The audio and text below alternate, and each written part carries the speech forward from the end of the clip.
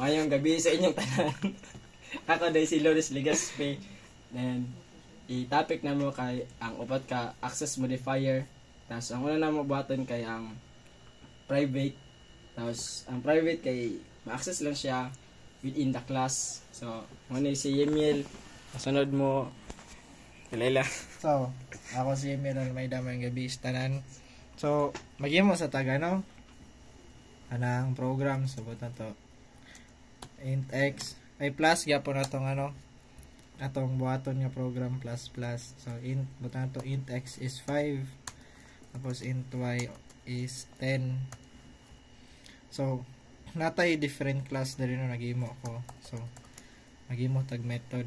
So, public static int sum result matato int x int y. So nadalay kay int saman int z is equals to x plus y so ito na nang i-print the result is plus z tapos return type patong na may ito return z. So makita ninyo ay butang sa ato siyang sum dot result ana. So kanin diri kambyo na to ni siya og private. Tama na private. Kung ato na siyang iran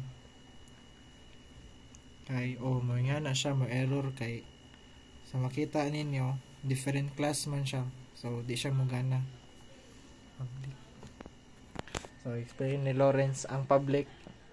So, ang public kay muni siya ang murag ang powerhouse sa upat kay ma-access siya sa tanan class, package o subclass ana.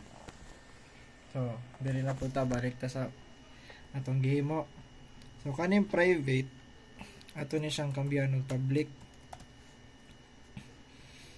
So makita ninyo wala na siya ning pula ato nang iran moingon na siya the result is 15.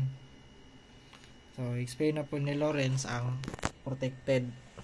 So ang protected kay mo ni ang access modifier na ma-access siya sa class within package and other subclasses. So buta na to diri na kontak tato diri sa method na sum result day tato siya protected. Ano to kung magana ba siya. So magana gyapon siya kay within the same package man siya. So explain na po ni Lawrence ang default. So ang default ang kalayan niya sa upat kay wa siya access modifier, then ma-access lang mo siya sa within the package and class. So nara ang default wala may butang. So ato na siyang i-leave. Wala na to. So magana siya. So magana siya mga access modifier.